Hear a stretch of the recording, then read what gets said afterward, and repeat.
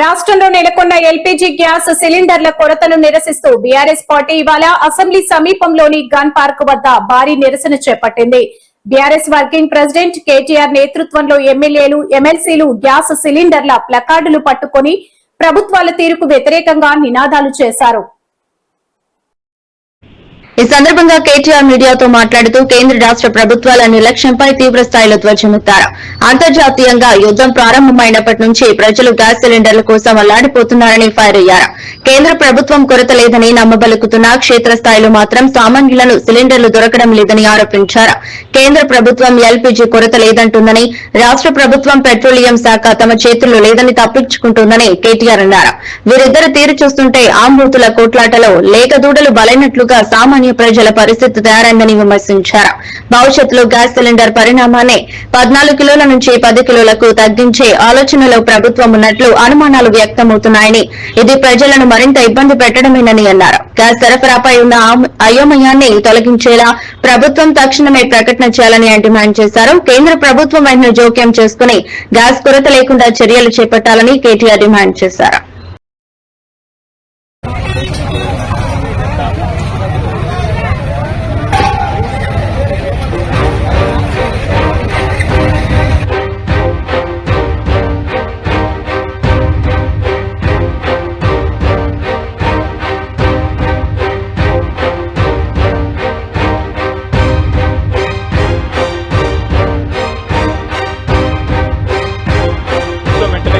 రాష్ట్ర ప్రభుత్వాలు ఒక వివరణ ఇచ్చి మరి కేంద్రంలో రాష్ట్రంలో కొరత లేకుండా చూడాలని, వెంటనే ఈ విషయంలో ఒక సకారాత్మకమైన వైఖరి ప్రకటించాలని చెప్పి రాష్ట్ర ప్రభుత్వాన్ని డిమాండ్ చేస్తున్నాం.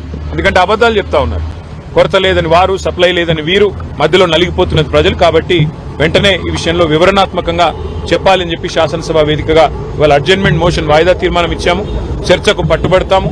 ప్రభుత్వం స్పందిస్తే మంచిది, స్పందించకపోతే తప్పకుండా ప్రజల తరఫున ప్రశ్నలు అడుగుతూనే ఉంటాం, నిలదీస్తూనే ఉంటాం.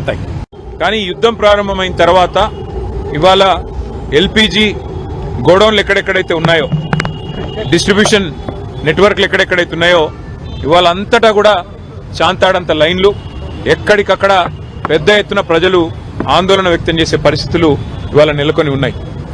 ఒకవైపు కేంద్ర ప్రభుత్వమేమో పార్లమెంట్లో అడిగినా, పార్లమెంట్లో మాట్లాడినా, బయట మాట్లాడినా ఏ కొరత లేదు, మేము చూసుకుంటున్నాము, మేము మేనేజ్ చేస్తాము అని వారు చెప్తా ఉన్నారు, నమ్మబలుకుతా ఉన్నారు. కేంద్ర పెట్రోలియం శాఖ మంత్రి మాట్లాడినా, ప్రధానమంత్రి మాట్లాడినా ఏమీ లేదు, అంతా బానే ఉంది అని విశ్వాసాన్ని కల్పించే విధంగా వారు మాట్లాడుతున్నారు. కానీ క్షేత్రస్థాయిలో పరిస్థితులు అట్లా లేవు. ఇవాళ ఏ గోడౌన్ కాడికి పోయినా భారీ క్యూ లైన్లు, భారీగా ప్రజలు ఆందోళనలో ఉన్నారు. రాష్ట్ర ప్రభుత్వమేమో కేంద్రం సహకరించట్లేదు, సప్లై లేదు, ఇబ్బంది ఉంది, కేంద్రం ఏమీ చేయలేకపోతే మేమేం చేస్తాము, పెట్రోలియం శాఖ మరి కేంద్ర ప్రభుత్వ ఆధీనంలో ఉంటుందని చెప్పి రాష్ట్ర ప్రభుత్వం తప్పించుకునే ప్రయత్నం చేస్తా ఉంది. మాకున్న విశ్వసనీయమైన సమాచారం ఏంది అంటే, కేంద్ర ప్రభుత్వం కూడా ఈ 4-5 రాష్ట్రాల్లో ఏవైతే ఎన్నికలు ఉన్నాయో అప్పటిదాకా ఆగి మే 4 తర్వాత మరి సిలిండరు సైజును కూడా తగ్గించే ప్రయత్నం చేస్తా ఉన్నారు అనేది మాకున్న విశ్వసనీయమైన సమాచారం. 12 కిలోలు కాకుండా 10 కిలోలు ఏదో చేయాలి అని ఒక ఆలోచన చేస్తా ఉన్నారు. లేదు, నిజంగానే సప్లై లేదు, ఇబ్బంది అవుతుందని చెప్పి చెప్తా ఉన్నారు. కానీ నిజానికి ప్రజలకు వాస్తవాలు తెలియనీయకుండా, ప్రజలకు వాస్తవాలు చెప్పకుండా మభ్యపెట్టి, ఇబ్బంది పెట్టి సామాన్య మధ్యతరగతి ప్రజలను 2 ప్రభుత్వాలు కలిపి గోసబుచ్చుకుంటా ఉన్నాయి.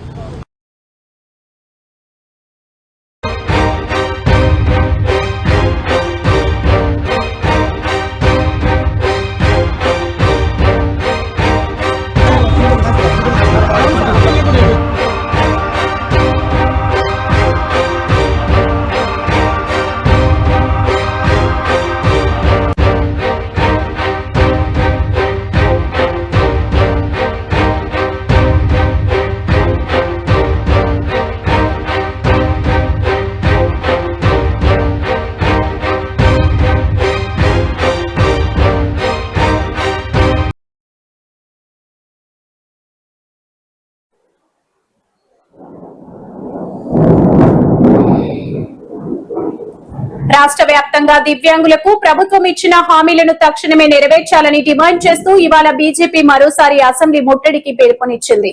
ఈ క్రమంలో నగరంలో బషీర్బాగ్ లో ఉద్రిక్త వాతావరణం నెలకొంది. బీజేపీ ఎమ్మెల్యే పాయల్ శంకర్ నేతృత్వంలో పెద్ద సంఖ్యలో దివ్యాంగులు ఈ నిరసనలో పాల్గొన్నారు. బషీర్బాగ్ ఫ్లైఓవర్ నుంచి అసెంబ్లీ వైపు కాలి నడకన బయలుదేరారు. ఎన్నికల సమయంలో దివ్యాంగులకు ఇచ్చిన పెన్షన్ పెంపు, ఇతర సంక్షేమ పథకాల హామీలను ప్రభుత్వం విస్మరించిందని పాయల్ శంకర్ ధ్వజమెత్తారు. తక్షణమే అర్హులైన వారందరికీ పెంచిన పెన్షన్లు అందజేయాలని డిమాండ్ చేశారు. అసెంబ్లీ పరిసరాల్లో భారీగా మోహరించిన పోలీసులు నిరసనకారులను బషీర్బాగ్ వద్ద అడ్డుకున్నారు. దీంతో పోలీసులకు బీజేపీ కార్యకర్తలకు మధ్య తోపులాట జరిగింది. నిరసనకారులను అదుపులోకి తీసుకున్న పోలీసులు వారిని సమీప పోలీస్ స్టేషన్లకు తరలించారు. దివ్యాంగుల హక్కుల కోసం తమ పోరాటం ఆగదని, ప్రభుత్వం దిగి వచ్చే వరకు ఆందోళన కొనసాగిస్తామని పాయల్ శంకర్ వార్నింగ్ ఇచ్చారు.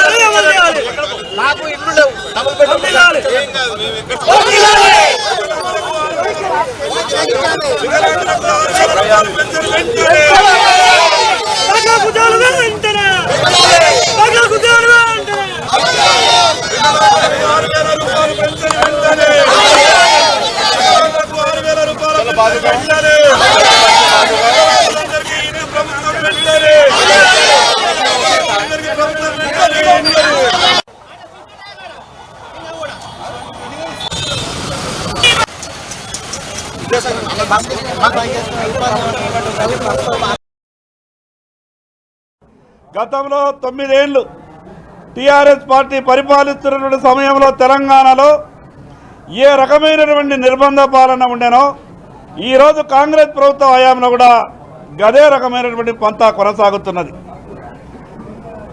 వేలాది మంది భారతీయ జనతా పార్టీ కార్యకర్తలను పోలీస్ స్టేషన్లలో అరెస్టు చేసి ఉంచడం, జిల్లా కేంద్రాలలో భారతీయ జనతా పార్టీ నాయకులను అరెస్ట్ చేయడం, చివరికి రాష్ట్ర భారతీయ జనతా పార్టీ నాయకులను, మా రాష్ట్ర పార్టీ అధ్యక్షులను ఈరోజు ఉదయం ఎమ్మెల్సీల ఇండ్ల ముందర కూడా పోలీసుల జీబులు పెట్టి గతంలో టీఆర్ఎస్ పార్టీ చేసిన దానికన్నా కూడా ఎక్కువనే ఈరోజు పోలీసు పాత్ర కనిపిస్తూ ఉన్నది. మీరిచ్చినటువంటి హామీల గురించి అడుగుతామంటే కూడా, మీరిచ్చినటువంటి హామీల గురించి మీకు గుర్తు చేస్తామంటే కూడా ఈరోజు ఈ కాంగ్రెస్ ప్రభుత్వం ఇంతగానం భయపడతా ఉన్నది.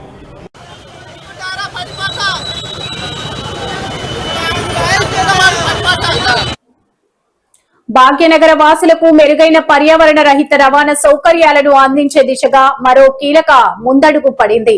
కేంద్ర ప్రభుత్వానికి చెందిన పీఎం ఈ drive electric drive revolution in innovative vehicle enhancement పథకం కింద హైదరాబాద్ లో 915 ఎలక్ట్రిక్ బస్సుల సరఫరా నిర్వహణ కోసం EKA mobility, green cell mobility consortium కు లెటర్ ఆఫ్ అవార్డు లభించింది.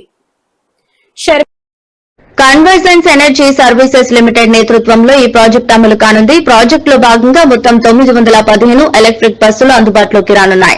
వీటిలో నగరంలోని ఇరుకైన రోడ్లు, కాలనీల అవసరాల కోసం 9 మీటర్ల పొడవున్న 100 మినీ బస్సులు, ప్రధాన మార్గాల్లో ప్రయాణికుల రద్దీని తట్టుకోవడానికి 12 మీటర్ల పొడవున్న 815 స్టాండర్డ్ ఫ్లోర్ నాన్ ఏసీ బస్సులు నగరవాసులకు సేవలు అందించనున్నాయి.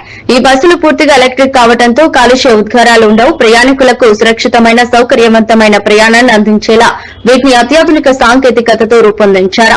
ఇప్పటికే రాజస్థాన్, ఆంధ్రప్రదేశ్, ఒడిశా వంటి రాష్ట్రాల్లో ఈ బస్సుల సరఫరాకు ఆర్డర్లు పొందిన ఈకేఏ మొబిలిటీ ఇప్పుడు హైదరాబాద్ లోను తన సేవలను విస్తరించడం విశేషం. పీఎం ఈ డ్రైవ్ లక్ష్యాలకు అనుగుణంగా హైదరాబాద్ ను స్మార్ట్ క్లీన్ సిటీగా మార్చడంలో భాగస్వామ్యం కావడం గర్వంగా ఉందని EKA mobility business head Rohit Srinivas తెలిపారు.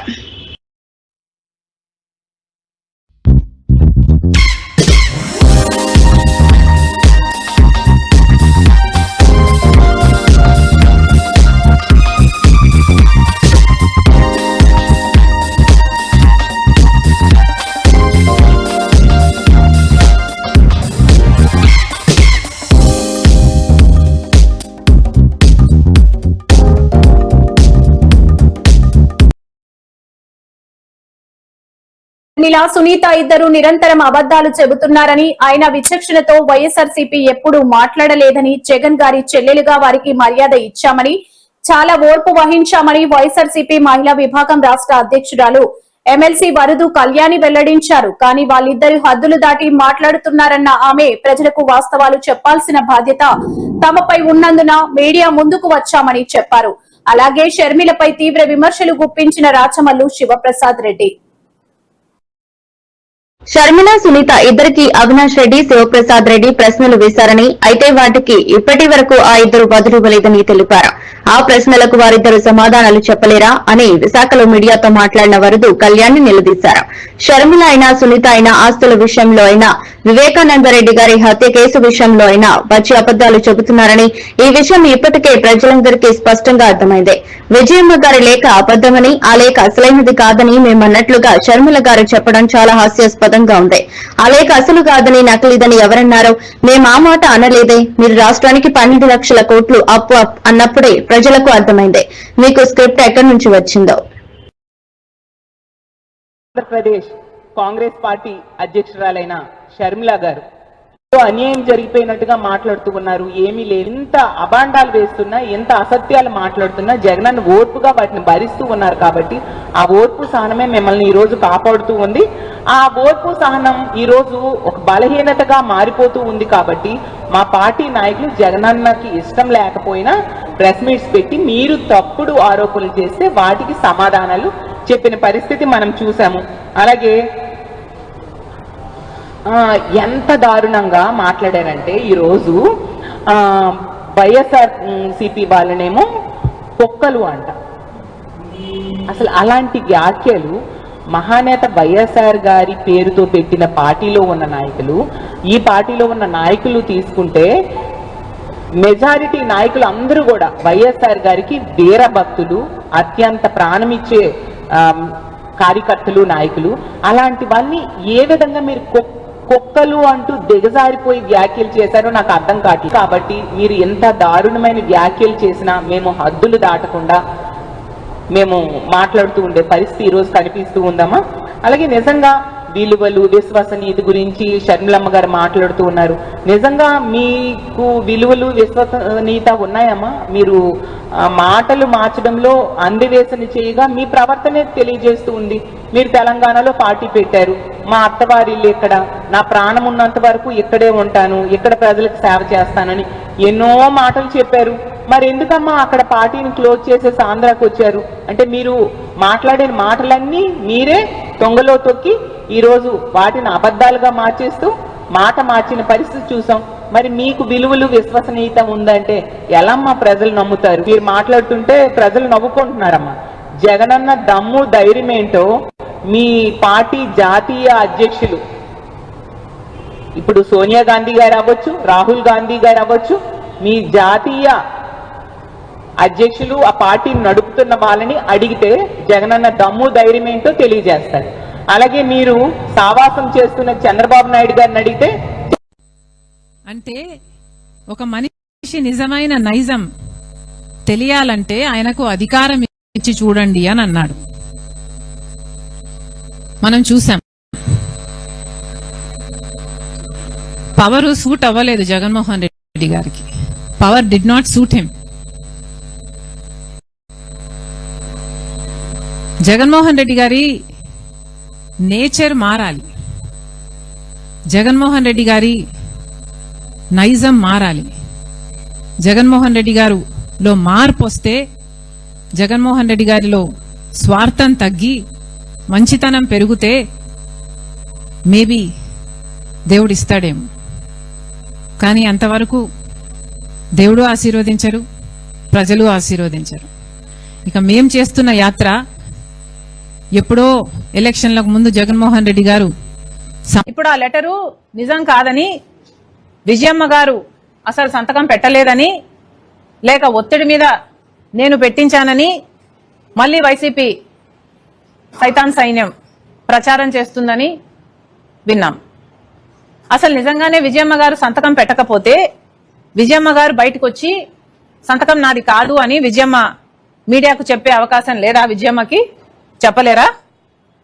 లేక జగన్మోహన్ రెడ్డి గారే ఫోన్ తీసుకొని అమ్మా సంతకం నువ్వు పెట్టలేదంటున్నారు, నిజంగానే సంతకం నీదేనా అమ్మా అని జగన్మోహన్ రెడ్డి గారు అడగలేరా? పోనీ అమ్మా సంతకం నీది కాకపోతే చెప్పు, నేను సాక్షి రిపోర్టర్ను పంపిస్తాను, మీడియాతో నువ్వు మాట్లాడు అని జగన్మోహన్ రెడ్డి గారు అమ్మని అడగలేరా? మరి ఎందుకు అడగలేదు? మరి విజయమ్మ గారైనా మీడియాకు వచ్చి ఎందుకు చెప్పలేదు నా సంతకం కాదు అని? ఎందుకంటే అది వాస్తవం కాబట్టి, జగన్మోహన్ రెడ్డి గారికి కూడా ఇది వాస్తవం అని తెలుసు కాబట్టి. కానీ నిజం వాళ్ళ పక్షాన లేదు, వాళ్ళందరూ అబద్ధాలు ప్రచారం చేస్తున్నారు కాబట్టే వాళ్లకు దమ్ము లేదు. ఈరోజు జగన్మోహన్ రెడ్డి గారైనా సరే ఇంతమంది సోషల్ మీడియాలో సైతాన్ సైన్యం చేత అయితేనేమి, లేక మీ పార్టీలో వాళ్ళ నాయకులు అనాలో కుక్కలు అనాలో వాట్ ఎవర్ అనుకోండి, సోషల్ మీడియాలో సైతాన్ సైన్యం చేత అయితేనేమి, లేక మీ పార్టీలో వాళ్ళ నాయకులు అనాలో కుక్కలు అనాలో వాట్ ఎవర్ అనుకోండి, వీళ్ళ చేత అయినా ఎందుకు మాట్లాడించడం? నిన్నటి దినం మాట్లాడినే షర్మిలమ్మ గారు మాట్లాడిన దానికి అన్న పదానికి కలంకము అని షర్మిలమ్మ గారు మాట్లాడితే చాలా బాధ కలిగి, ఈ రాష్ట్రంలో కోట్ల మంది మహిళలు దేవుడిచ్చినటువంటి అన్నగా మా నాయకుడిని ఆరాధిస్తా అంటే, అభిమానిస్తా అంటే, రక్త సంబంధం కలిగినటువంటి షర్మిలమ్మ అన్న అనే పదానికే కలంకం, శత్రువులు కూడా ఇలాగ ఉండరు అని మాట్లాడిన మాట ఎంతో బాధ కలిగించింది. మరి నాకే, నాలాంటి అభిమానులకే, ఆయన మనుషులకే ఇంత బాధ కలిగితే, మేము బయటకు వచ్చి మాట్లాడగలిగితే, షర్మిలమ్మ గారి గురించి విజయమ్మ గారికి ఎంత బాధ కలిగిండాలా? ఇట్లా మాట్లాడిందే నా కూతురు నా కొడుకునని చెప్పి ఎంత బాధ కలిగిండాలా? కానీ అది జరగలే, ఇక్కడ అది జరగలేదు. ప్రజలారా, నేను మాట్లాడిన తర్వాత విజయమ్మ గారు ఈరోజు మళ్ళీ ఒక ప్రకటన చేసినారు. ఇదే ఆ ప్రకటన. ఈ ప్రకటన కూడా బాధ కలిగేది ఏంటంటే, ఇది ఎవరు చేసిండారు? నోటరీ చేసినారు. విజయమ్మ గారు ఇచ్చినటువంటి స్టేట్మెంట్కు నోటరీ అంటే ప్రజలను ఇంకా గొప్పగా నమ్మించాలనే తాపత్రయం. స్టాంప్ వేసి చెప్పినామంటాం చూడి, అట్లే విజయమ్మ గారు, గౌరవనీయులైనటువంటి విజయమ్మ గారు స్టాంప్ వేసి చెప్పినారు అని చెప్పేదానికి ఈ పేపరు. ఆంధ్రప్రదేశ్లోని గ్రామీణ ప్రాంతాల్లో ప్రతి ఇంటికి సురక్షితమైన తాగునీరు అందించే బృహత్తర లక్ష్యంతో రాష్ట్ర ప్రభుత్వ కీలక ముందడుగు వేసింది. కేంద్ర ప్రభుత్వం చేపట్టిన జల్ జీవన్ మిషన్ JJM 2.0 అమలు కోసం అవగాహన ఒప్పందం MOU కుదిర్చింది. 2028 డిసెంబర్ నాటికి రాష్ట్రంలో హర్ ఘర్ జల్, ప్రతి ఇంటికి కుళాయి నీరు లక్ష్యాన్ని సాకారం చేసేలా కేంద్రం AP మధ్య ఈ ఒప్పందం జరిగింది. ఢిల్లీలోని కేంద్ర జలశక్తి మంత్రిత్వ శాఖ కార్యాలయంలో జరిగిన ఈ కార్యక్రమంలో కేంద్ర రాష్ట్ర ప్రభుత్వ అధికారులు సంతకాలు చేశారు. కార్యక్రమానికి కేంద్ర జలశక్తి శాఖ మంత్రి సిఆర్ పాటిల్ హాజరు కాగా, ఏపీ ముఖ్యమంత్రి చంద్రబాబు తన క్యాంపు కార్యాలయం నుంచి జూమ్ ద్వారా ఉప ముఖ్యమంత్రి పవన్ కళ్యాణ్ వర్చువల్ గా పాల్గొన్నారు. కేంద్ర జలశక్తి శాఖ కార్యదర్శి అశోక్ కుమార్ మీనా, ఏపీ పంచాయతీరాజ్ గ్రామీణాభివృద్ది శాఖ ముఖ్య కార్యదర్శి శశిభూషణ్ కుమార్ ఒప్పంద పత్రాలపై సంతకాలు చేశారు. జల్ జీవన్ మిషన్ ను 2028 వరకు పొడిగిస్తూ కేంద్ర కేబినెట్ తీసుకున్న నిర్ణయంపై ముఖ్యమంత్రి చంద్రబాబు, ఉప ముఖ్యమంత్రి పవన్ కళ్యాణ్ హర్షం వ్యక్తం చేశారు. ఈ నిర్ణయం తీసుకున్నందుకు ప్రధాని నరేంద్ర మోదీకి వారు కృతజ్ఞతలు తెలిపారు. శాఖలో జల్ జీవన్ మిషన్ కింద ఇంటింటికి మనం కుళాయిలు ఇంటింటికి కుళాయిల ద్వారా రక్షిత మంచినీటి పథకం అందిద్దామని మనం సూపర్ 6 లో మనం మాట ఇచ్చాం. భవిష్యత్తులో చక్కటి ఆరోగ్యం ఉండాలి, ఎవరు కూడా నీటి గురించి బిందెలు పెట్టుకుని మోసుకుంటూ కిలోమీటర్ల తరబడి నడవకూడదనేది పవన్ కళ్యాణ్ గారి ఆలోచన. కానీ ఎంత దుర్మార్గంగా గత పాలకులు 5 సంవత్సరాల్లో రాష్ట్రానికి జరిగిన నష్టం ఈ ఒక్క ఉదాహరణ నేను మీకు చెప్తాను. కేంద్ర ప్రభుత్వం కేటాయించిన 14,500 కోట్ల రూపాయలని జల్ జీవన్ మిషన్ కోసం ఉపయోగించుకోకుండా కేవలం 2,250 కోట్ల రూపాయలు వాళ్ళు ఉపయోగించారు. ఆ కార్యక్రమమే ఈ సంవత్సరానికి ముగిసిపోతుంటే పవన్ కళ్యాణ్ గారు, చంద్రబాబు నాయుడు గారు మన ఢిల్లీకి వెళ్ళినప్పుడు ప్రధానమంత్రి గారిని, కేంద్ర మంత్రి గారిని అభ్యర్థించి ఇది చాలా అవసరం మాకు. సూపర్ 6 లో మనం మేనిఫెస్టోలో కమిట్మెంట్ చేశాం. రాజధాని అమరావతిలో వరుసగా చోటు చేసుకుంటున్న అగ్ని ప్రమాదాలపై రాష్ట్ర హోంశాఖ మంత్రి వంగలపూడి అనిత తీవ్రంగా స్పందించారు. అమరావతికి వ్యతిరేకంగా ఎవరు కుట్రలు పన్నినా సహించేదే లేదని, కఠిన చర్యలు తప్పవని ఆమె హెచ్చరించారు. ఈ ఘటనలపై సమగ్ర విచారణకు ఆదేశించినట్లు తెలిపారు. అమరావతిలో మీడియాతో మాట్లాడిన మంత్రి సోమవారం అర్ధరాత్రి రాయపూడి సమీపంలోని ప్రభుత్వ ముఖ్య కార్యదర్శుల బంగ్లాల వద్ద జరిగిన భారీ అగ్ని ప్రమాదంపై వివరాలు వెల్లడించారు. 5 అగ్నిమాపక వాహనాలు శ్రమించి మంటలను అదుపులోకి తెచ్చాయని వివరించారు. ఇటీవల కలెక్టర్ల సదస్సు జరిగిన రోజున కూడా ఇలాంటి ప్రమాదమే జరిగిందని, ఈ ఘటనలన్నీ ఉద్దేశపూర్వకంగా చేసినవేనని, తమకు బలమైన అనుమానాలు ఉన్నాయని అన్నారు. వర్షాలు కురుస్తున్న సమయంలో ఇలాంటి అగ్ని ప్రమాదాలు జరగడం అసాధారణమని అభిప్రాయపడ్డారు. అనకాపల్లి జిల్లాలో ఆల్సెల్లార్ మిట్టల్ ఉక్కు పరిశ్రమకు భూమి పూజ కార్యక్రమం విజయవంతమైంది. ఈ పరిణామం ఓర్వలేకనే కొందరు రాజధానిలోని పైపులకు నిప్పు పెట్టారా అనే సందేహాలు కలుగుతున్నాయి. ఈ ప్రమాదాలపై పోలీస్ శాఖ అన్ని కోణాల్లో లోతుగా విచారణ జరుపుతోందని ఆమె స్పష్టం చేశారు.